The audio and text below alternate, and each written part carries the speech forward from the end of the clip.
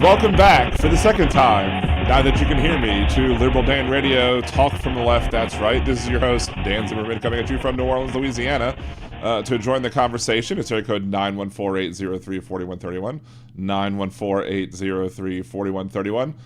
If you're, just leave your name in the chat to let us know you're calling in on YouTube or on Twitch, not on Blog Talk Radio. We don't monitor that on Twitch. Why do I have audio running now? You need to go to a warehouse. Why is that happening? I have a stupid ad running on my, that just randomly popped up. A stupid ad just random. I'm just not having great technical issues today as well. My volume on the output was set to 18% for what the whatchamacallit, the audio was sending to you. That's why the intro sounded so low. My microphone was actually unplugged from the entire thing. Anyway, now we have random commercials playing on browser windows, screwing up with the whatever. So I turned off the audio a second so I can get that shut. Yes, hello to everybody. Hello. Go all the way back. You got Roxanne, Aaron, Mad Mac, Trucker John, Jolie, Big Hook, Jeff, Roxanne, CR. Coming back through everybody else just to see. Oh, there's a whole bunch of we can't hear you. Guess I have to glance over more over to the chat as it is. What's up, Say Hi? Good to see you. What's up going on, Josh? Yes, everybody should say hi. Dan had to regroup. It's it's been a long day. I had to get a lot of stuff done on work-related wise because I wanted to make sure I got everything done for the people who needed it before I wasn't able to do it anymore. So, and of course, there's always the risk that I could lose whatever, knock on wood, that doesn't happen, but there's always the risk that this could end abruptly, simply because, we are fortunate enough to still have everything. I don't think it'll have to be too abrupt. I think everything is hooked up to the UPC, so I could actually probably shut it down before it gets too long, but we'll see. Hopefully I don't have to even deal with that. I don't know how long the show is going to be, but we'll cover the topics I want to cover. If there's anything else that wants to be talked about in the chat, we'll cover that too. That being said, I do want to, have a good show, and that might be a quicker show than normal. Let's just put it that way. Adlo, no, you don't have to agree with everybody. You just don't be toxic. And don't, if you happen to be the same person who is also Josh, or was it Joe? I don't know. Not Josh, it was Joe. Don't threaten, and if don't threaten that you're going to report the show either, because we don't need that around neither. Anyway, that being said, you're welcome to share your opinions and your views, Adlo. Just don't be toxic about it. That's all I ask. Anyway, so here we go. So the first thing I want to talk about is related to Hurricane Francine. It's in the city of New Orleans. It's very blue, very Democratic city. There's no Republicans in government at all. I thought Katrina might be the opportunity for Republicans to snatch some seats away because there was one seat, but no, the entire council went blue. The mayor is always going to be a Democrat. There are Republicans who have tried to run and they've failed miserably. They've tried to kick out mayors via failed recall attempts, whatever. But New Orleans, very blue. And I've kind of described the area around New Orleans as, varying degrees of how far you get away from New Orleans will depend on how likely it is you're going to encounter a racist and how racist that person is likely to be. Example. So, you have the 17th Street Canal, which broke during Katrina. On the other side of the 17th Street Canal is Metairie, which is part of Jefferson Parish. If you live in that area of Metairie, you might be a little, maybe. But as you go more west in the parish, you're more likely to get more and more racist. When you get to the city of Kenner, where it's a very conservative-run city, but there is a strong segment of Kenner. One of the councilmanic districts in Kenner is liberal. I mean, there's a large black population there, and so you usually have one Democrat on the council and six other, I guess, council members, four from the regular districts and two at large. So if you live in Kenner and you live in the north part of Kenner, which is the more white part of Kenner, if somebody asks, "Oh, you live in Kenner," they'll be more likely to tell you, "Oh, we live in North Kenner," because they want you to know that they don't live in the other part of Kenner. Again, racism. Then, of course, you have the north shore of Lake Pontchartrain. Lake Pontchartrain sits above Orleans and Jefferson, and you have St. Tammany Parish right above it. Crossing the Lake Pontchartrain is what used to be the longest bridge in the world, period. Now it's the longest bridge in the world over a single body of water. So there are people who left New Orleans and ran up to the North Shore. They're so racist that they had to cross the longest bridge in the world to get away from black people. So there's that. Hey, Big Hook, I see that you're calling. So in Jefferson Parish, Jefferson Parish is not the uber conservative racist types, but there are plenty there. You're more likely to hit them as you get to the North Shore. I remember I was campaigning for somebody else on the North Shore in 2006. When they asked what the candidate was, a Democrat or Republican, I'd say Democrat. They said they would never vote for a Democrat because Democrats are a bunch of N-word lovers, and said it out loud without a hood on and everything like that. It gives you an idea. Anyway, so Jefferson Parish. It was announced during this hurricane, tropical storm conditions that we're dealing with because of Francine.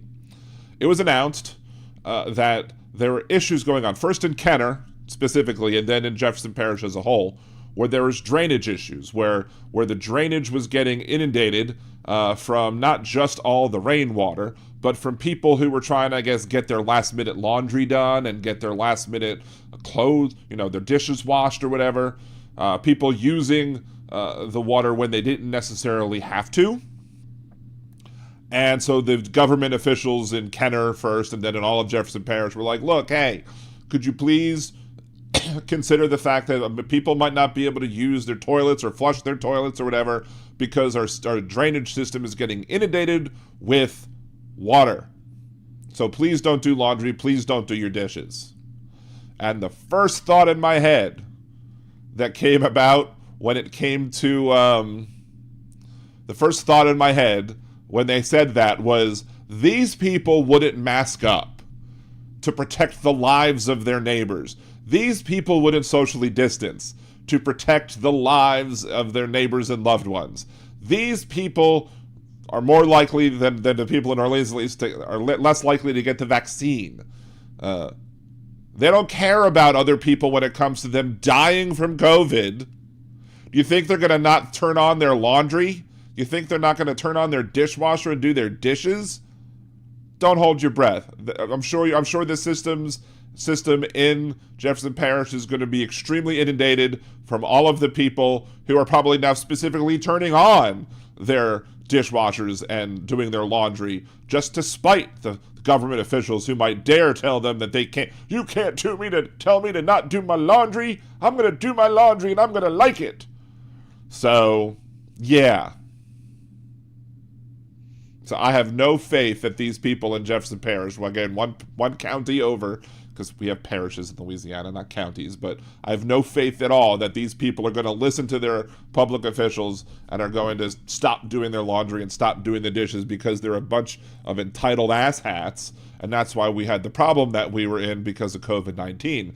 I'll get to that more in a second, but we do have Big Hook on the line, so let's pull up Big Hook and see what he has to say. How are you today, friend? Hanging in there. That was quite the performance last night with Kamala. The one thing that gets me, though, like you were just saying with the masks, what's his name? Eric Adams there from New York City there. He apparently was trying to ban masks, and karma struck. He caught COVID. I mean, can you? That just seems perfect, Oh, the bread Unfortunately, is gone. with COVID, it didn't work that way too much. Like people didn't get. It was people making other people sick, and that was the problem. But it's always nice to see karma work effectively. Yeah. Um, the funny thing I see, like, it's like they said before, the sane washing of Donald Trump is just absolutely, you know, despicable. I mean, at some point in time, you have to face the truth, and you can't just rely on lies for so long. I mean, everybody with a brain could see that he was basically, beaten to a pulp, and that, I don't think he actually answered even one question that the moderators asked him. He just went off on his crazy tangents. And I mean, he pivoted enough so much to the things he wanted to talk about that it was hard to remember any example of him actually answering these questions that were asked of him. And even when he attempted to answer a question that it was asked of him, he did it wrong. For example, when he was asked a question about Israel and the issues between Israel and Hamas, and and he responded about Ukraine. I was like, what? Like, we were watching that live last night in the live reaction, and we were just baffled that, I was just absolutely like, they used to call Joe Sleepy Joe. They used to say that he had, Alzheimer's and this, that, the other, when it was basically a stutter, maybe a little bit of old age, but it was basically a stutter. That with a lot of his issues, and they wrongly pick on him for the whole killed Medicare thing, because, shocking, Joe Biden actually followed the rules of the debate, and when they told him to stop talking, he stopped talking. So, whatever. But, I mean, every Republican accusation is a confession, and everything they've said about Joe Biden is clearly true about Trump tenfold. Yeah, and Randy Rhoads caught him. Apparently, he let it slip there that he was in communication with Putin after losing the office. Yeah, yeah. I mean, he admitted that. He admitted. I mean, what he admitted to having worked to help shut down Nord Stream 2 or whatever. Wasn't that blown up? Wasn't that attack? Wasn't that hit by bombs? Or whatever? Wasn't there explosions by Nord Stream 2 that? So are you saying that he helped do that? I don't think so. Yeah, no. I mean, let's face it. I mean, Trump is basically. How can you tell when Trump's lying? Is basically as soon as his lips start moving. I mean, right. He couldn't tell the truth if his life depended upon it. I mean, that's the thing. Unfortunately, he puts his lifestyle above everyone else's welfare. I mean, that's what I mean. During COVID-19, he admitted to downplaying the threat to Woodward. He admitted to saying he said to Woodward COVID was much worse than the flu, but to us he said it was just the flu. He wanted to slow down testing and stop testing because if you have more testing, you have more cases, which is A, stupid, and B, puts everyone at risk because if you don't know the infection rates, you can't track it, you can't deal with it. You're just burying your head in the sand and hoping for the best. And as Trump says, it is what it is, because he did not take it seriously, and he put the lives of many, many more people needlessly at risk. I mean, the death toll of COVID-19 in the United States was 1,200,000 and change. Many of those people wouldn't have had to have died had Donald Trump taken his responsibilities as president seriously during the pandemic. But he didn't. He was more concerned about optics and how he looked versus how anybody else's lives. Just like he says with, he literally said, when asked about the death toll, he literally said, "It is what it is." And then, when asked about, the shootings, we have to get over it. He doesn't care about death. He doesn't care about who dies to be able to get, in order to take power. Adlo him in the chat, COVID is not Trump's fault. And no, the existence of COVID-19 is not Trump's fault. The fact that COVID-19 was as bad as in the United States as it was, and it shouldn't have been, that's Trump's fault. Trump's failure or his failures as president and his unwillingness to actually take the pandemic seriously is totally Trump's fault. I mean, buck stops there, right? Or at the Resolute desk. Responsibility for anything. Nope. Yeah, I mean, but what gets me is that how can these people still vote for him? It's, after last night with the Haitians are eating your pets remark, which, is pretty much a qualifier for batshit crazy. Call the cops. We have a madman in our midst. He needs to be committed and put on a 48-hour psychiatric hold. I mean, where do you go with that? I mean, these people. And the other thing was they kept asking people, who did you think won the debate? And some people actually went, I think Trump did. And it's like, are you out of your mind? Well, I mean, here's the thing with Trump. The thing with Trump is that, his supporters, the MAGA base, hate who he hates. So it doesn't matter to them if he lies. It doesn't matter to them. They can be conservative Christians, and they don't care that he, or Christians in quotes, they don't care that he's wrong. They don't care that he lies. All they care is that he's going to get retribution against his political rivals, and that he's going to do mass deportation and make America white again. Because that's what he really means when he says make America great again. Make America white again. Let's see. Somebody said something in the chat I wanted to respond to, or want to get it. Brandon Wood says the split numbers I've seen, Trump had 1,000 more than Biden. However, I've seen numbers like those, and the problem with numbers like those is they start giving Biden, like, they start the clock ticking for deaths as soon as Biden took office.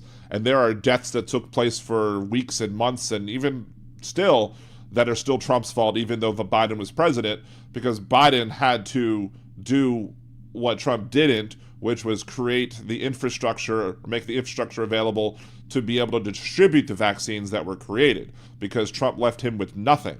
And so while we were waiting for vaccines to get shipped out and put into people's arms to help them be able to survive the pandemic, guess what? People continued to die.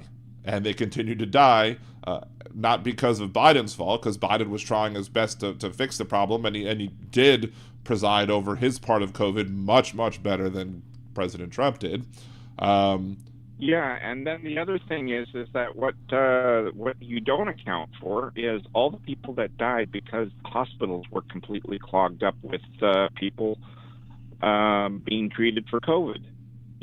Because right. There were people who didn't die of COVID because the hospitals were overwhelmed. Because that was the other problem with the people, again, the conservatives who were arguing that they shouldn't be put in lockdowns, and they should be able to go to church whenever they want to. They should be able to go to the grocery store whenever they want to and not wear a mask when they're there, and not have to avoid the bars and go shoot pool and go to sporting events.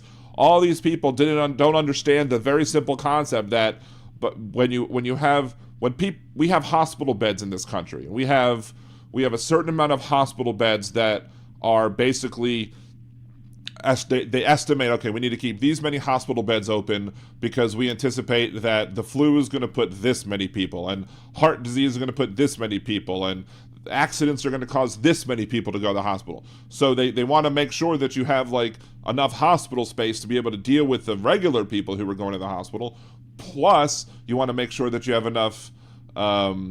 You want to make sure that you have enough like extra spaces so that if those estimates are low, that you can be able to handle any overflow either to your specific hospital or to hospitals in the area. And the conservatives who fought social distancing, who fought masking, who fought vaccines, who were not being good citizens, basically, I would say they're no better than domestic terrorists. They didn't care who they put at risk, and by doing so, not only did they cause more people to get infected by the disease, which, had a 2% in 2020, especially. I think the death rate was right around 2%. So, more people were having to die from that. I'm sure the COVID deaths don't include those people who couldn't get to the emergency room or who couldn't get the service for their other issues because the hospitals were so inundated with people. And also people who needed regular procedures that would, prevent them from getting sick, couldn't get those procedures because those people weren't emergencies as compared to the other people who were coming in with emergencies because of COVID, because they were dying from COVID. So yeah. Well, like I said, I don't understand it, because it's like they live in an alternate reality. I mean, and it's based on, racism as well as other, just stupid beliefs that, I mean, at this point, I'm sort of hoping that if you guys get the government in the way you want it, and you can manage to get rid of the filibuster and rebalance the Supreme Court, that you guys will rebuild the government so that way it will sufficiently serve the people. Because at this point, this cop-out of, oh, well, nobody likes to pay taxes. And it's like, yeah, nobody likes to wash their hands or wipe their butt when they go to the bathroom either, but we do it. It's time to grow up and face facts. The rest of the world has moved on, and the U.S. is sliding behind on so many issues that it's just absolutely confounding. I mean, your reputation otherwise is only going to be, oh well, we're the ones with the military force in case the enemies in your backyard come looking for you.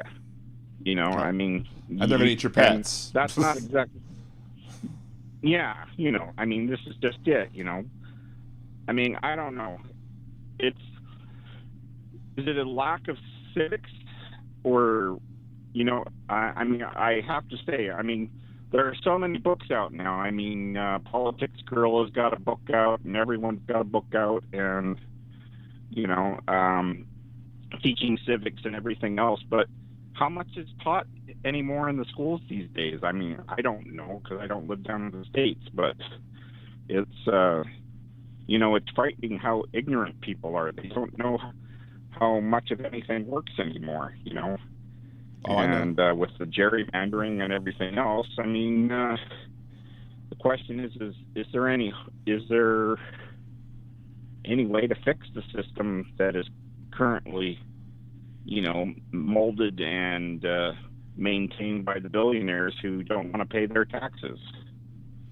Well, I mean, it just takes massive turnout, and unfortunately, the way our system is set up right now, especially with the horrific ways that the Republicans have gerrymandered. I mean, I'm not going to say that the Democrats don't, but the Democratic gerrymandering is child's play compared to what the Republicans have done. And the Republicans have also taken advantage of things like, non-citizens as in the census, allowing them to win districts that they otherwise wouldn't have won, because they were able to take, like, I think in the guy that shouted "You lie" at President Obama during his discussion on the Affordable Care Act, I think his district was one where there was only 40% of the district was Republican, but 30% of the district was non-citizens, because they drew in all of the people into the district to make sure that the Republicans could have a plurality with less than 50% of the citizenry. So whenever I hear Republicans complaining about the census and how they count people, or whenever I hear Republicans complaining about undocumented migrants, refugees, whatever, coming into their states, I'm like, fine, put them in the blue states. Let those people be counted as part of the census, and then they'll get, when reapportionment happens, the blue states will get more seats, and then we'll permanently kick your butt. But in reality, they know it's not going to happen, and they know that they use people who are here who are non-citizens, who are residents, regardless of their status. They use them to help them bolster their gerrymandering abilities, and it's, they don't give them any say. They make sure they don't get any representation, but they do make sure to use their bodies so that they can keep their artificial hold as the minority party in this country. So, Well, that's the thing that gets me is that all they do is scheme how to cheat the system and how to manipulate the system so that way it doesn't work in any democratic fashion. You know, if you're not representing the people that vote you in, then what's the point? You know, like Because they're the representing the people that morality. fund them. That's the thing. The people that fund all these efforts Yeah, are the but one they're representing. So, and they want to make sure to yeah, but that's have. the thing that gets me is Well, that they they also go and know they that. Wait, hold on. They also know that the people who will vote for them, will not vote for them if they try to win more votes and wins hearts and minds by actually changing their opinions based on facts, logic, and reason. Like if somebody actually made to them like a logical argument of, oh well, maybe somebody shouldn't die because of an abortion, or shouldn't die because their pregnancy is doomed and won't go to 9 months, and as such we should allow them to get an abortion. If they actually took that stance and said, you know what, I'm okay with these abortions, then the people who would vote for them would just not vote, because they wouldn't show up for them, because then they want government having total control over people's bodies, especially people who are born women. So Yeah, but that's a failure of the education system. You know, the fact that these people can go out there and tell lie upon lie, you know, and not know the realities that, that pregnancy has risks not only to the child but to the mother, but also to, you know, the reproductive health of the mother later on in life. You know, I mean, they go and they take the simpleton approach of yeah, but my feelings will be hurt, and it's like, yeah, everybody's feelings get hurt. The fact of the matter is that when that door closes between the patient and the doctor, it's none of your fucking damn business. well, it should be. You don't get a say. You don't get a say in what happens from that point on. And you know, and until they start to bring back the privacy doctrine, where it's like, you know, mind your own damn business, and leave it at that, and say, you know what, you live your life, I'll live mine, and you know, we only intersect when it's absolutely necessary. I mean, well, the days of conservatism, of small government conservative, have long gone away. The only reason they would want government small is so that it can fit right up inside of the uterus. And part of the problem is that I don't think. I mean, yes, we have failures in our education system. Don't get me wrong, but we also have large groups of people who are in almost cult-like religious sects who will basically be told that education is not godly. Learning about things is not good. I mean, I had an interaction today with somebody who was insisting, A, that Donald Trump is going to actually implement something for IVF, and B, was insisting that Minnesota allows for the termination of the lives of born infants. And when I went to show, I mean, and the site that the person used that I was having a discussion with today was some like Minnesota Right to Life type website, but it wasn't built very well. But they made their arguments, so I went and looked up the legislation itself, copied and pasted the picture of like where the text that where, you know, it didn't make it illegal, it still kept it the law that you have to, if you have an infant that's born, you have to try and save the infant's life. It's there in the legislation, even though the pro-life people are trying to lie and say that it's not. I'll basically say, well, I don't have the time. I work a full-time job. I don't have the time to learn about this stuff. And I'm like, well, if you don't have the time to learn about this stuff, then why are you debating it? Why are you making it an issue of policy? If these people don't understand, but these people don't care. They don't care that they don't care that about learning stuff. Learning is like, to them, even seen as a sin, because if you're learning anything that contradicts their biblical teachings, well, then it has to be wrong. So Yeah, but religious zealotry should be an automatic disqualifier for holding public office, because, you know, you can't say, oh, I mean, it's sort of like the George Carlin skit. My God is is better than your God, therefore you have to die. I mean, this kind of stupidity. I mean, you practice it in your own home, you live those values within your own confine. But once you get out into regular public society, you have to follow the rules that everyone else has agreed to. You don't get a pardon based on that. I mean, if so long as whatever it is that you practice doesn't significantly hurt or offend other people, then yeah, you can do it. I mean, we had that sort of thing there with the Sikhs here, because some of them wanted to wear their ceremonial knives and stuff, and they said, no, you can't do that. That just doesn't work. And they said, you can wear your ceremonial head garb and whatnot, and you can be free to discuss whatever you like, but there has to be a limit to what we will allow. I mean, to me, the thing that doesn't make any sense at all is open carry stuff that you guys have there. I mean, we got that. That in Louisiana now. They gave us everybody can not even. It's not even open carry. We have concealed carry without a permit at this point. You could walk around and they don't have to prove anything, because gun ownership is almost the same thing as religious zealotry. Like, I don't have a problem with people who of faith serving, as long as they're not trying to push their faith on others. Like Raphael Warnock is an example of somebody who's a preacher. He's clearly a religious person. He just doesn't use government to push his faith. That's what his pulpit's for. And so if there were conservatives out there who on their personal time wanted to advocate for a reduction of abortions and to convince people to not have abortions, then more power to you. If you want to do it that way, that's fine, but don't use government to try and force your beliefs on other people, especially when other religions, again, my God's better than your God, so you should die, as Carlin says. Jewish law basically requires you to get an abortion if the pregnancy is life-threatening. There's no choice in Jewish law, but I'm not trying to advocate for that in American society or any society. If you want to take the risk, that should be your choice, but it should also be your choice to not have to take the risk. So, well, that's just it.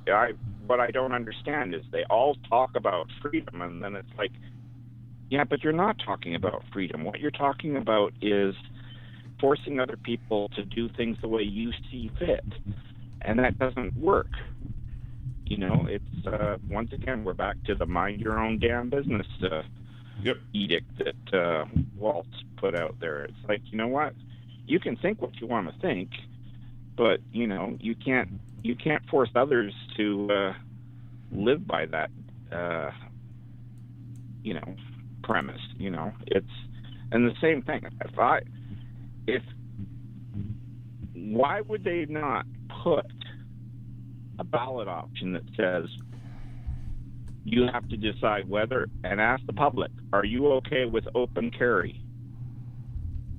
Like that seems like a reasonable thing, because it's not like, oh, we have to appease the gun nuts. Right. No, that doesn't work.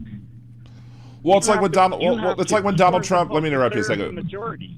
It's like when Donald Trump talked about, how everybody wanted it back to the states. Well, not everybody. Most of the people didn't want it back to the states. Most of the people wanted Roe v. Wade to be maintained.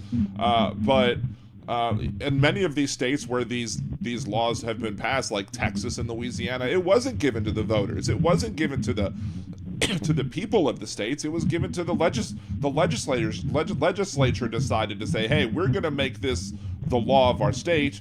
Oh, well, knowing full well that they're not going to lose because they've gerrymandered their seats, and because people, even though if they disagree with this law, they're not going to say, well, we're going to vote you out. So, which is why you've seen what in states that have gone and protected abortion rights afterwards, like Kansas and Ohio, two states that I was shook that, especially on Kansas. But you had people come out and vote. When you actually give it to the people want the choice. But many of these states are not giving the people the choice. They're just using their legislative authority to do it that way instead of putting it to a vote to the people. This is not to say that I think that abortion should be up to a vote of the people. We should not be voting on rights, period. This should not be something that we vote on. They did the same thing Ashcroft apparently was trying to write the thing so that way it was obsequious, and as well as he was trying to write the law so that way, or the ballot initiative, that it would be offensive to certain people and whatnot, because he was trying to go down the same lines as, oh, you can have an abortion at any point in time, even after the 9th month. You know, he was pulling the Trump line, and the Supreme Court said no, this ain't gonna fly. You're lying. You're you know, I mean, it's just bullshit. But yeah, no, I feel good that, you know, the truth is finally getting out there and that the majority may get there. But the way I look at it right now, you guys got a long road ahead of you. It's going to take easily 20 plus years to fix all the stuff that the Republicans have screwed over. Oh, I mean, yeah, absolutely. It's going to take a lot of work. Absolutely. You know. So, but anyway, I just wanted to put in my 2 cents. I know it's not worth a whole lot. It's Canadian even, so put in your toonies, right? Not your 2 cents, but your toonies. Well, we don't have pennies anymore. Well, no, I said toonies. The toonies. I still have them. Like the loonies and toonies. I was saying toonies. The $2 coin. Yeah. So you can put in your toonies. We have the $1. The $1 coin is they are referred to as loonies, and then the other ones are referred to as toonies. We had at one point we had $1 bills, $2 bills, and then 5 and upwards, right? But then they decided to coin it out, and then they decided, oh, well, the penny isn't worth a penny anymore, and then they just basically did the rounding out to anything below a nickel. So that's how they do it here in Canada. But yeah, well, thank you for calling. I appreciate you. I mean, I'm mildly encouraged at the fact that, and the only reason that, one of the reasons, I'll get to this in a second, but you want to make your last point before I let you go? Not really. I mean, I'm just concerned that these people are they savable, because they don't seem to be able to live in the reality of today, you know, and they don't, when you say things that are logical and factual and can be verified, they still refuse to acknowledge that. I mean, I think it would take a lot of what some might call as deprogramming. I think some of them are just not savable, and I think some of them need massive deprogramming, but unfortunately you can't have it be deprogramming coming from, like, the government, because they will be like, then they'll fight that even harder. You need to find out some way for the people, like, who are within their communities to, like, wise it up and be like, you know what, we were wrong, and this is why all of this was bad for this country, and you have to hope that some of them will listen. But yeah, I don't have any faith that. I think there's a good 30% of this country that's just lost, and the faster that the. It's like that. Go ahead. It's like the other guy said before. He said we need to have a history taught to people, and we have to look at everything that the U.S. has done, warts and all, and decide what path we're going to take, how we're going to fix all the things from before, and from that point on forward, going with facts and this alternative reality thing that they keep trying to play is just, I mean, let's face it, it's from the Russian playbook. Yeah, I mean, partially Russian playbook, partially German playbook. I mean, we've gone over in the podcast several times about how Donald Trump has literally followed Hitler's playbook to a T. So, but he's also, I mean, anybody who thinks that Donald Trump won't bend over backwards or forwards for Putin if elected again is fooling themselves. I mean, Donald Trump is absolutely Putin's stooge, Putin's puppet, Putin's bitch boy, or whatever you want to call it, and the reason why Vladimir Putin would have had to gone to war against Ukraine if Trump was still president is because Trump would have given him all the power that Putin wanted without having to shoot a single bullet. He was doing it already. He weakened NATO. He ceded power to Russia in the Middle East. There was so many ways that Trump enabled Russia to be more powerful under Putin that Putin was like, oh, I don't have to waste a single bullet. I can do this just because Trump is my idiot. Yeah. So. And Kamala did called it all out perfectly last night. I mean, that was that debate will be in the history books for all time as to this is how you dismantle, a malignant narcissist, because right. She did it brilliantly. I mean, he basically took off the mask and revealed how crazy he was, and that's the first step, is to see the problem for what it is, and that was a great thing. Of course, the mindless sheep are just... Oh, you're welcome. You're very welcome. You're always welcome to call in. Appreciate you calling in, Big Hook. You have a good rest of your night. And, thanks. All right, bye-bye. But yeah, so as Big Hook, again, you can call in 914-803-4131, 914-803-4131. Adlo says, in the AP dubs, good to see you. Thank you for coming along. Favorite comment from Kamala: Putin would eat you for lunch. Absolutely. Except maybe Trump might eat something else of Putin's. Then again, we're not Liberal Dan After Dark yet. So, as Adlohim talks about how Jewish law is not supportive of abortion, that is completely not true. I went to 8 years of Hebrew day school, more years of Jewish learning afterwards at a Baltimore Hebrew University. When I was in high school, that's right, I took extra college courses while I was in high school, and several of them were about Judaism and the Jewish religion. According to Judaism, you can look these words up online. The embryo is mere water. There is no moral difference between losing an embryo and spilling a drop of water onto the ground. What else? The fetus, according to the passage in Exodus, has some value, but it's not the same value as a born person. Two men strife and a pregnant woman is strucken. Then if she has a miscarriage, then you have to give her a monetary payment. But otherwise, if any damage is done to the woman, to the pregnant person, damage is done at an eye for an eye. So therefore, there is a clear statement from the Torah that the fetus is not the same value as a born person. And also, under Jewish law, it is absolutely a requirement for people who are Jewish, if you're pregnant and if the pregnancy is risk to your health, risk to your life, you are required by Jewish law, i.e. halakha, you are required to get that abortion to save your own life. And why the legal concept, the Jewish legal concept of this is called the rodef, which is Hebrew for pursuer. Jewish law describes things, when you can protect other people's lives, when you can save your own life, and you can always protect yourself from a rodef or from a pursuer under Jewish law. And the rabbis basically said that the fetus or a pregnancy that is causing you to be harmed and or risk death is no morally different than a rodef, than a pursuer who is trying to kill you. So you are absolutely 100% under Jewish law, not only allowed, but required to get a third trimester abortion if it's a threat to your life.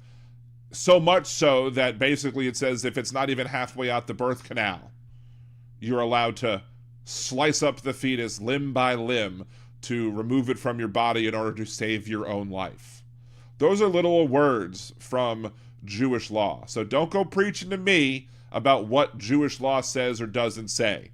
I've had tons of education about what it is to be a Jewish person. I might not be the most practicing Jewish person on the planet. Clearly I'm not. but I am educated about the faith in which I was brought up in, and I know that Judaism is all of everything that I've just said right now is true. And if you're going to say it's false, Adel, I'm not going to call you a liar, but I am going to say you need more education on the subject, because I've been educated about the subject. Jewish law prohibits killing in all cases. All cases of what? No. There are clear cases in the Torah where the Hebrews are absolutely instructed to go, not just kill every man, woman, and child, but to also disembowel the pregnant women and get their innards from inside of them. So because the Jewish word, or the Hebrew word, I should say, in the Ten Commandments is not thou shalt not kill, it's thou shalt not murder. Killing is clearly allowed in the Torah, in Jewish law. Murder is not allowed, but murder is a legal term meaning an illegal killing. So there are forms of killing that are allowed and forms of killing that are not allowed. Let's say, for example, if somebody had a gun to my head, and with Jewish law, let's say, if somebody had a gun to my head and said, eat a ham and cheese sandwich on Yom Kippur, saving my own life would be the most important thing. So I could eat that ham and cheese sandwich on Yom Kippur, despite the fact that it's not kosher and you're not supposed to eat on Yom Kippur. So saving them. If I see you, and you are threatening to kill somebody, I can absolutely kill that other person to protect the threatened person's life. I can protect the person who is trying to kill somebody, I can kill that person instead. But what I can't do under Jewish law is if somebody were to say, have a gun to my head and say, I will shoot you unless you kill this other person over here, then that's not allowed. You're not allowed to kill that other person because you're a threat. Now, you can kill this person who's threatening to kill you, or who wants you to kill the other person. Again, saving your own life, even via deadly force, is always allowed under Jewish law. Period.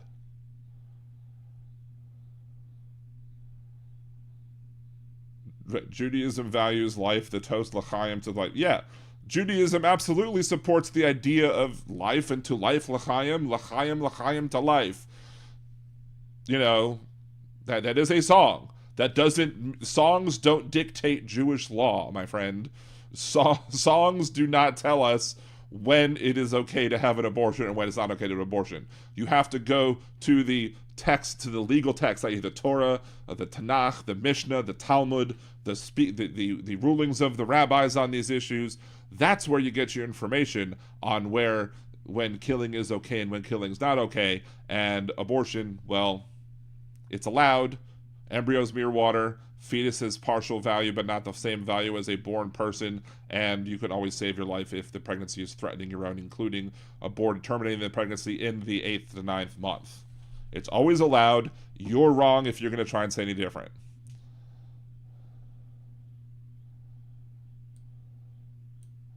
It's impeccable living. Ham is my least favorite food, but I'm not much of a meat eater. I don't love seafood, though. Are you sure you're not much of a meat eater? Anyway, Pam over on Twitch, I didn't forget about you. Pam over on Twitch, when Kamala moved in on Trump to shake his hand, it was the same move attempted to affect Biden, I agree. Yep. Germ warfare and presidential debates, there is no law to which Trump will not sink. Numerous Logan Act violations and an old anti-immigrant urban legend once told about Asian Americans, yes, i.e. that Asian Americans were going to, kill your cats to put them in the Chinese food. Same thing now is trying to be asserted against the Haitians again because Trump is a xenophobic bigot. So, yes, you did, impeccable living. You walked right into it. Threw me a softball, and I hit it out the park.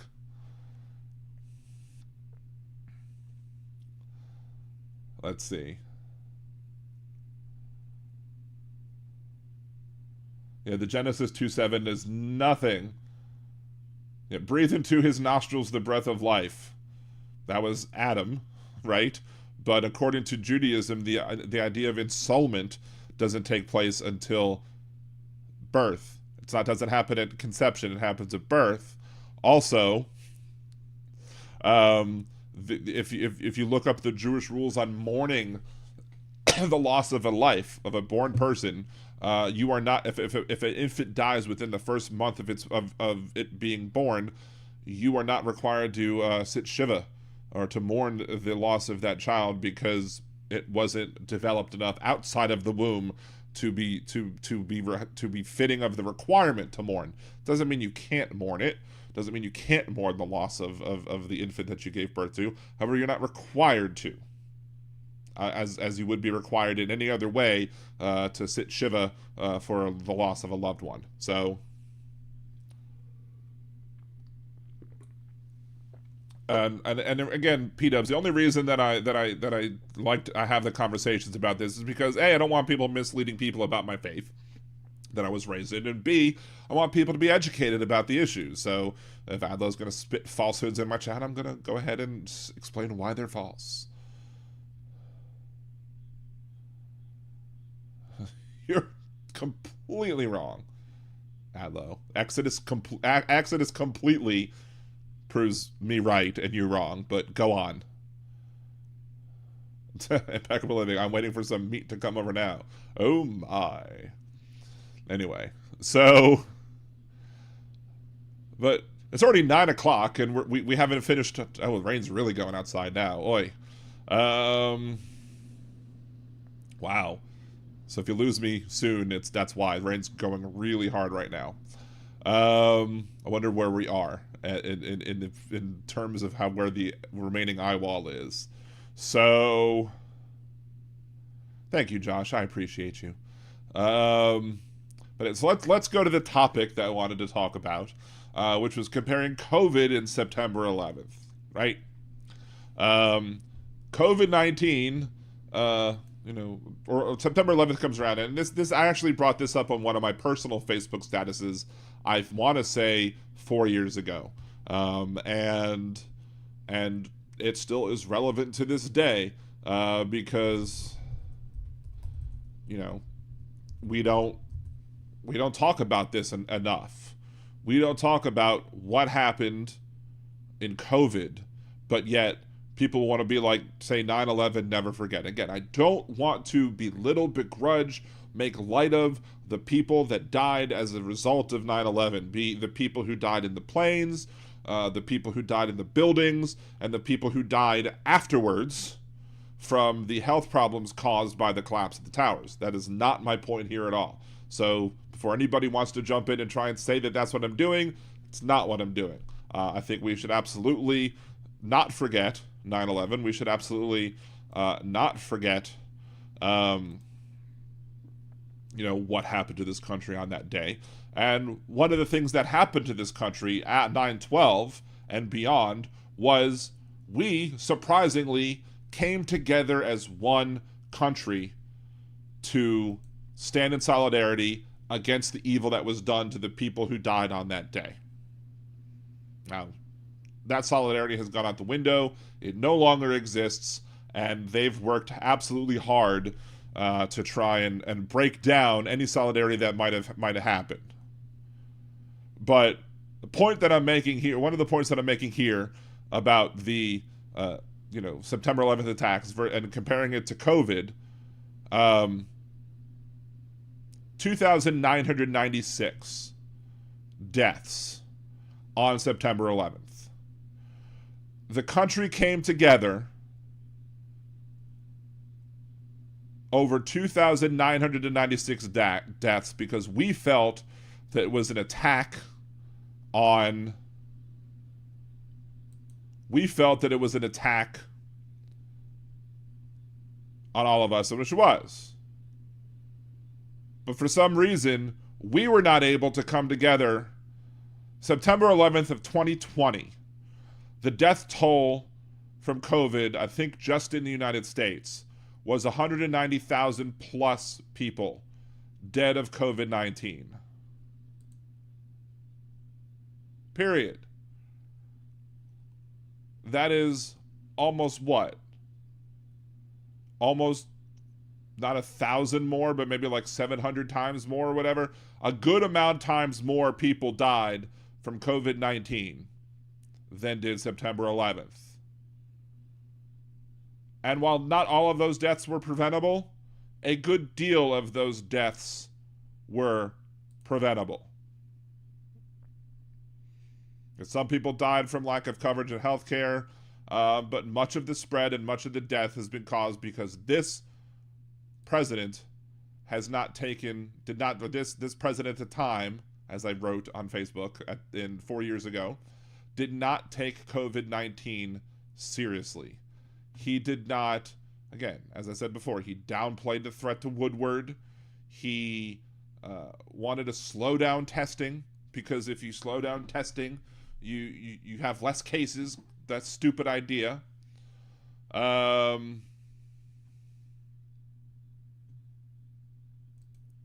yet these people, these individuals, like I talked about before we talked to Big Hook, we talked about the people in Metairie and Kenner. The people in Metairie and Kenner who won't do things as simple as, who I don't believe will do anything as simple as stopping their dishwashers and stopping their laundry, because it might harm other people and make sewage back up into their houses, or make it so their toilets won't flush, or will affect the rest of the parish in that, they're not going to be able to drain the floodwaters. I don't believe that these people are going to do that, because these people couldn't be bothered to wear masks. These people couldn't be bothered to socially distance. These people wanted to go to Sturgis. One of the first things that I had brought up with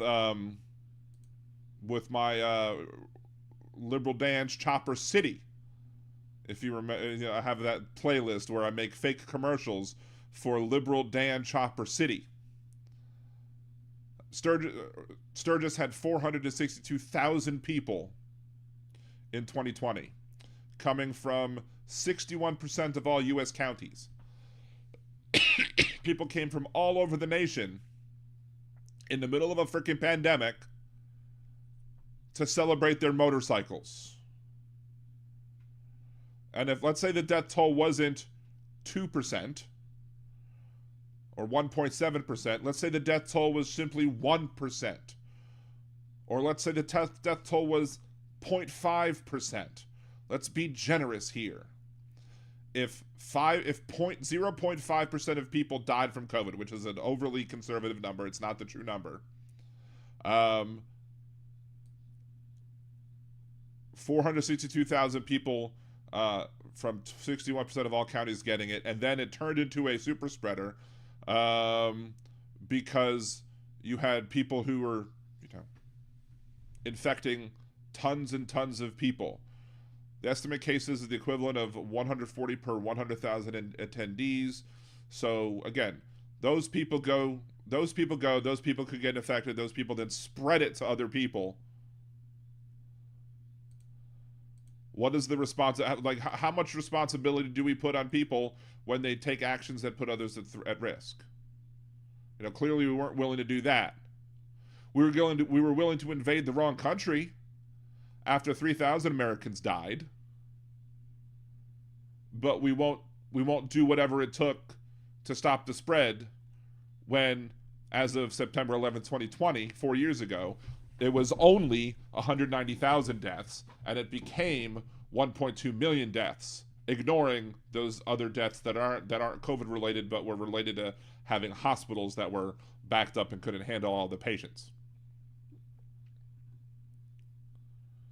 So why should I believe anything different? If people are terrorists, for which they are, for smashing planes into buildings and killing people, why aren't people terrorists for not masking, not socially distancing in the middle of a damn pandemic? Can you imagine if Mpox started spreading in this country? Can you imagine if that started spreading like wildfire? Do you think conservatives would listen to anybody and do the right thing? No, they would put more people at risk, and more people would die because they're willing to put their personal beliefs over the lives and health of everybody around them. They're willing to kill people for their so-called freedom. And you don't have the freedom. You should never have been considered to have the freedom to go to Sturgis or to go, just anywhere you wanted to go in the middle of a pandemic, simply because of the fact that the right to swing your fist stops well before it hits my face. You can't even swing your fist at my face. That's assault. If you hit me, that's battery. You don't have the right. You might have the right to own a gun. You don't have the right to shoot your gun in the air all willy nilly because bullets might fall down and hit people and harm them. Same sort of logic should apply here. We should consider all of these people who were willing to do this terrorists, because that's what they were. They were putting other people's lives at risk. And Donald Trump was responsible for it. Donald Trump was absolutely responsible for causing the people in this country, especially his MAGA supporters, to not take this seriously. His refusal to wear the mask behind the Resolute desk.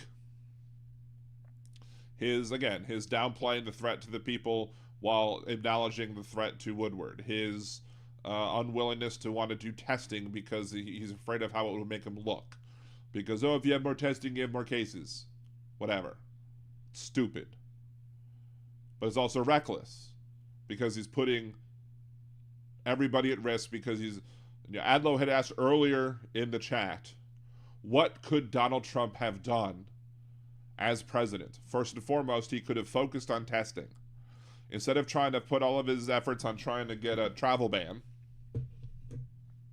he could have focused more on testing. He could have said, hey, guess what? We're going to do robust testing for this virus, and we're going to go down to the community levels, and we're going to test, maybe we'll test the sewage systems, maybe because they could pick up COVID, I guess, in the sewage system as well. We're going to test people randomly, spot checking them. We're going to do robust testing of people in all the communities across this country. So we would find out, exactly how much people do have it, and then maybe you would have found out that while it was hitting people hard and it was very brutal, maybe you found out the death toll was a little bit less. And maybe if you would have done robust testing nationwide, while you would have seen the actual numbers of cases that we had, you would also be able to say, okay, well, COVID is surging right now in New York City, so we're going to shut down. We're going to do a 2-week shutdown of New York City to try and stop the spread there. No flights in or out, whatever. We're going to New York City gets shut down, but the rest of the country maybe operates as normal. Oh, okay. Now it's happening in Dallas, so now we're going to shut down Dallas. Okay, now it's happening in Butte, wherever Butte is. Whatever, you test robustly and you test as much as possible. Of course, the first tests that were created were flawed and didn't work. But at first you don't succeed, try again, right? So you get out there, you test people, you do more targeted lockdowns, and maybe you wouldn't have had such a bad impact on the economy. And maybe at some point you still had to do a full lockdown when it was really, really bad, but you set the example as president and you wear the mask that everyone is supposed to wear. You tell them it's their patriotic duty to get the vaccine. You tell them it's their patriotic duty to socially distance. You tell them that they could, pray from home this week. Right? You set your job as president should be to set the example for the rest of the people. And the example that Donald Trump set was masks I'm too good for a mask. So his supporters were like, I'm too good for a mask too. So his supporters all became a bunch of little domestic terrorists putting people at risk with their callous, wanton disregard for human life. And yet they'll call themselves pro-life. They're not pro-life. They don't give a crap when students die in school shootings. They don't give a crap when people die from COVID based on, the fact that it's preventable. They could not make any sacrifices for the good of the American people. I could only imagine, I've said this before during the pandemic, and I'll still say it again, we would have completely lost World War II if these type of people were the people that we had in this country.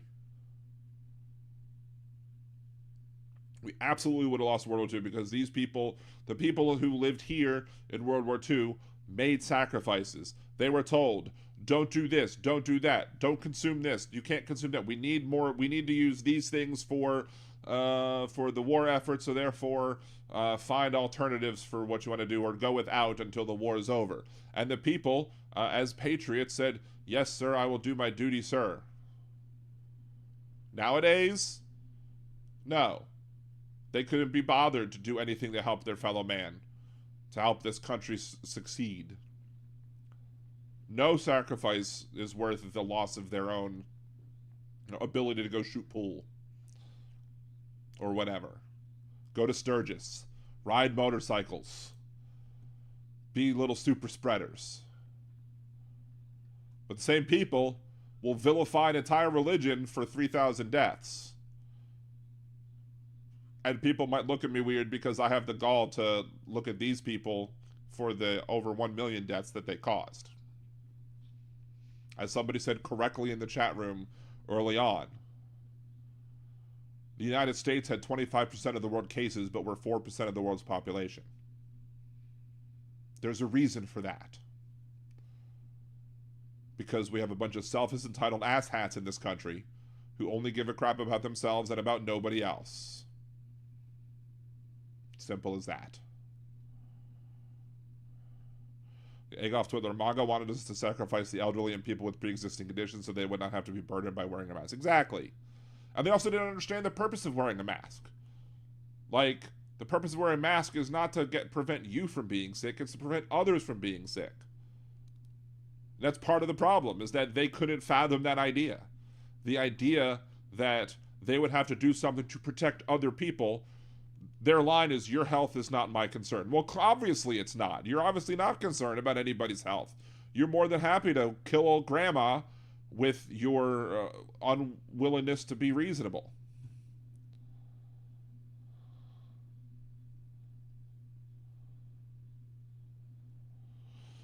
Let's see. What else? I see... what did Jonah say? Tell your surgeon no mask next time. Exactly. Yeah, Adlo Him says, no, I won't wear the mask. It was deleted, but whatever. Yeah. You won't wear the mask. So even if there was a disease, I'm sure you won't stay home either. Because you're part of the problem. You are part of the problem in this country. Where there was a virus going on that was killing 2% of the people that caught it. And you had no problem with those people dying, yet you will argue that you're pro-life because you support you support the termination, you support the criminalization of abortion. It's hypocrisy. If I didn't already have a hypocrite of the week this week, guess who it might be? But yeah, you cannot sit here and I'm not going to sit here and say that we need to remember the 3,000 deaths from 9/11 and then not also say that we shouldn't be remembering the 1.2 million deaths from COVID. And again, much of those deaths were absolutely preventable. If we would have had somebody in the Oval Office who wasn't an asshat, like Herr Donald is.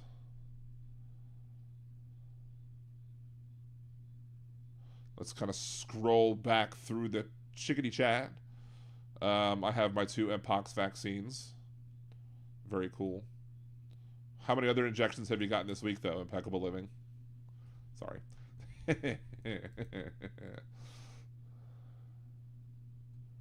Impeccable Living. I'm sorry about the spamming in the chat. I just go angry when I think about how Trump handled the pandemic. No, you absolutely have every right to say all of that stuff because guess what? How Trump handled it was irresponsible, and more people should be blaming Trump. You go preach it to the hills. Say it in the chat. So the blame for deaths for more than 1 million Americans can be placed on Trump. There are elements that you have to prove in order to hold somebody accountable for involuntary manslaughter. One, that a person acted in a grossly negligent way or failed to act in failure of product was gross negligence. You also have to be able to prove that their conduct was reasonably likely to involve serious bodily injury or death to another as a product of that gross negligent act or failure to act, and they thereby caused the death of another. Trump's conduct of lying to the American people and downplaying the risk, giving them information they would then use to make their everyday behavioral decisions with, that's put them in harm's way. No, absolutely, you're 100% right. That's the thing. You don't have to apologize for telling the truth in my chat room. Not one bit. You preach that truth because that is 100% accurate. 100%, as Marissa Tomei said in My Cousin Vinny, that was dead on balls accurate. Ooh, more gusts of rain hitting my window.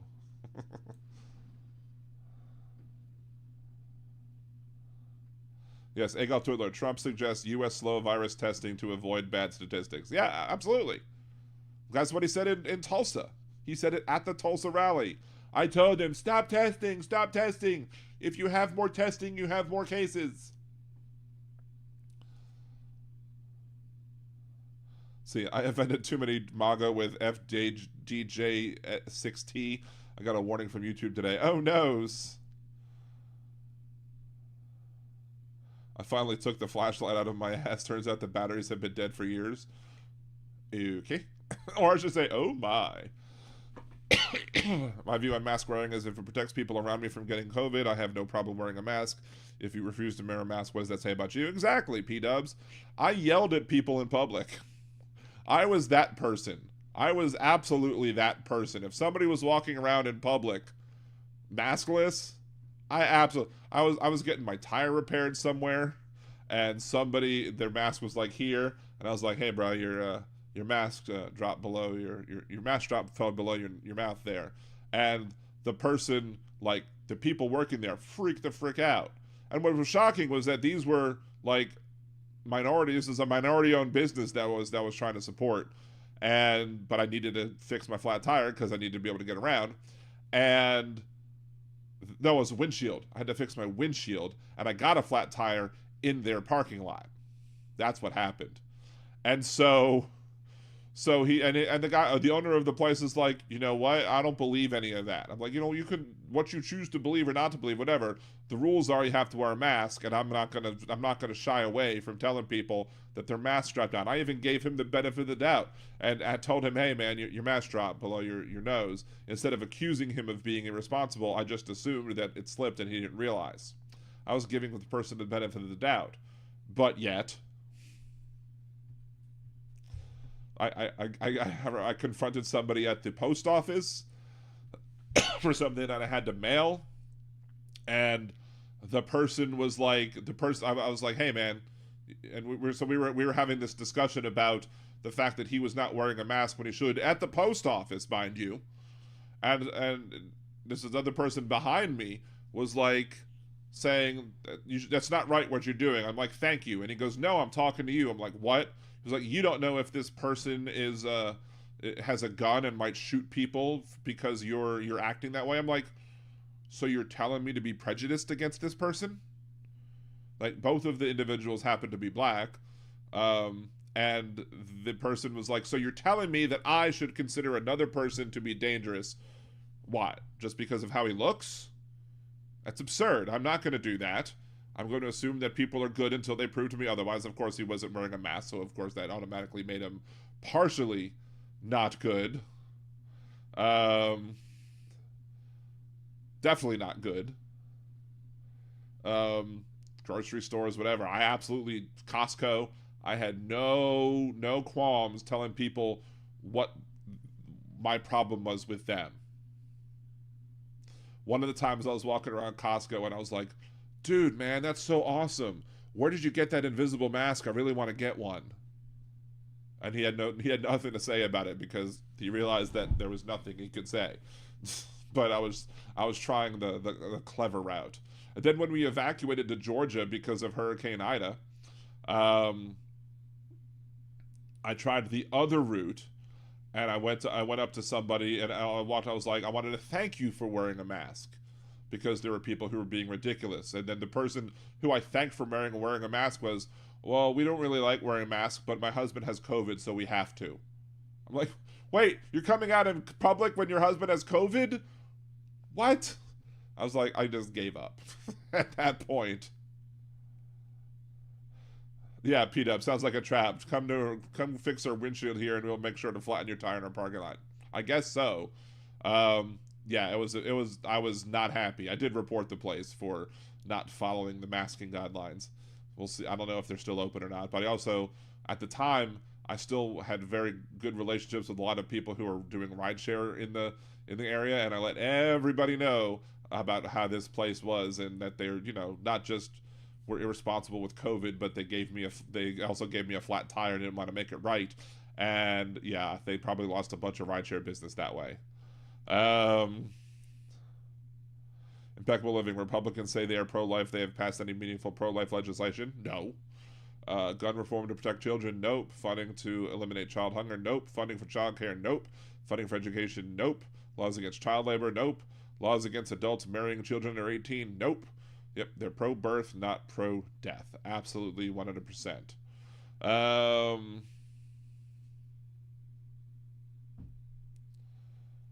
So here in Missouri, I had fun wearing masks with Miami Dolphins on it.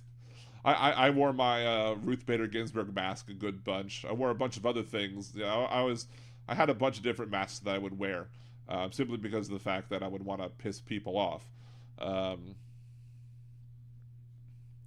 Jan, USA has the greatest wealth inequality in the world has ever seen. 50 trillion transferred from 99% since Reagan, all done by the GQP. More children killed by guns in USA than anything else. Exactly. Yeah, peed me off when right-wing shills referred to masks as face diapers. Exactly, because, again, they did everything that they could to make it so that people would fight masking. All Donald Trump had to do was put masks on his campaign website and sell "Make America Great Again" masks, and tell everybody to go buy their masks at magamasks.com or whatever. And not only would he have made bank, he would have saved a lot of lives. But Donald Trump doesn't care about lives. Donald Trump doesn't care about anybody other than himself. And if he's going to be inconvenienced by wearing a mask, then he's not going to wear the mask. And that's how a good chunk of his supporters are as well. I do know conservatives who did wear masks and who were responsible, and good on them. And I'm not talking about y'all, but I am talking about the vast majority of people who are in the MAGA movement who couldn't give two craps about people's lives around them, but yet they claim to be pro-life. Did anyone see the clip of Stephen Miller going off on how children are being killed by evil migrants after the debate? He named a handful of people who were killed and included the 11-year-old in the what? He was screaming about saving children. I mean, yeah, they have to do anything they can to deflect the fact that Donald Trump lost that debate. I mean, if you go look at Twitter, or we looked at Twitter during the end of the debate, when we did the live stream of the debate yesterday, towards the end of it, and I also made a video about it afterwards that I posted. It basically said the reason why Donald Trump lost this debate is because most of the supporters are out there, trying to make the moderators look like they're at fault. It was the moderators' fault that Trump lost, not Trump. But that's par for the course, because the MAGA conservatives will never accept any personal blame for their failures. If they win, it was fair and square. If they lose, it was somebody else's fault. And you can't have that type of mentality in the Oval Office. That type of mentality will destroy this country. And that's why you have Republicans like frickin' Dick Cheney coming out and supporting Kamala Harris over MAGA von Schitz's pants, because even Dick Cheney knows that this country is doomed with another 4 years of Donald Trump. His former staff, people that worked for him in government, know that he's no good for government. P-dubs, where is all the outrage about children being killed in school? It's too soon to talk about that, is what they'll tell us. It's too soon. Too soon to talk about the children deaths. We can't talk about that. We need to talk about pets being eaten by immigrants, allegedly, and then abortions after 10 months of pregnancy. After the kid's born, there's an abortion. No. The Kate Coxes of the world should always be able to save their own lives. That Kate Cox had to go to a different state to save her own life is a travesty of justice. and it shows just how evil the Republicans are. Because, I mean, Ken Paxton, the Attorney General of the state of Texas, could have said, you know what, this is the type of abortion that we mean to allow in our state legislature with our law that we wrote. So therefore, we are not going to go after Kate Cox or anybody who performs the procedure on Kate Cox, because this should fit the exception, and Kate Cox should be able to save her own life, and the pregnancy is doomed already, so there's no reason why we're going to stop Kate Cox from, getting the procedure that she needs done. He could have done that, but no, he decided to fight and say, no, this is not covered under the Texas abortion law, which, clearly isn't, because Texas abortion law requires you to be an immediate death. Like, sepsis has to already have kicked in order for you to be able to get an abortion. And even then, Ken Paxton would probably sue the hospital for performing the procedure and forcing the hospital to spend their own money to defend themselves in that lawsuit, to defend their own doctors, and then hope that the Supreme Court of the state of Texas says, you know what, Ken Paxton's wrong, you were right for performing this procedure. That's why places in these states that have laws like these aren't performing the procedures, because they don't want to have to risk their staff going to jail, their people going to prison, losing their licenses, the hospitals losing their licenses, etc. They don't want to lose all that. So, and they don't feel that they can get a fair shake in the Texas court system with this new stupid law. So,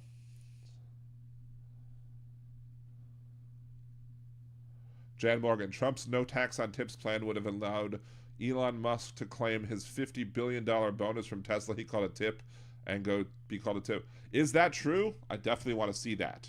Email me, liberaldanradio@gmail.com, if you have a link to that specific thing and to his specific plan. I don't know if that's true or not. I mean, I'm more than willing to accept that Republicans write bad laws, and so I'm sure Donald Trump would find some way to make bonuses to be considered tips and therefore not taxable.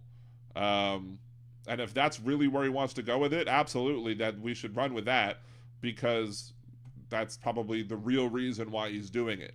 Because again, there's nothing that Donald Trump's going to do that's about the benefit of anybody else. It's all, again, it's as Vice President Harris said, Donald Trump is transactional. He's a transactional person. He's not going to care about anybody says unless it does something for him or strokes his massive ego, which is overinflated. So, when Trump loses, his cult will run back behind the wall to their nest. Hopefully they'll run to the other side of the wall from Mexico and just leave the country. But, we could hope to hope, perchance to dream, or whatever the John Deaf, JD is transsectional. Yes. Well played. I thought it was bisexual. The Ivanka lap dance law. I would like any tip that I give to anybody who gives me a lap dance should be tax-free.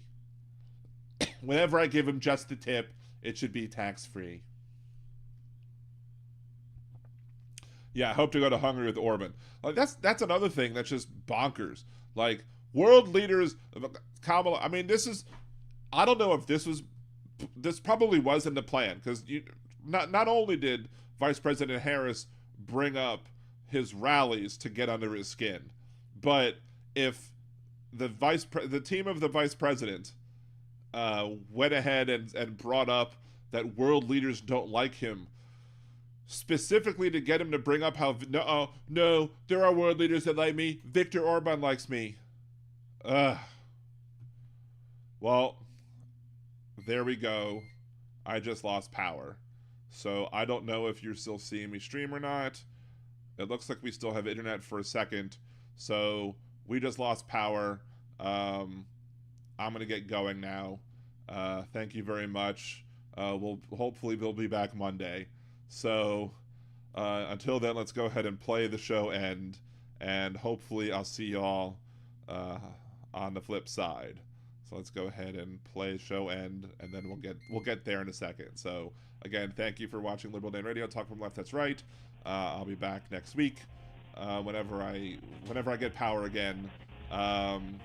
Thank you very much, and have a good rest of your night. Peace.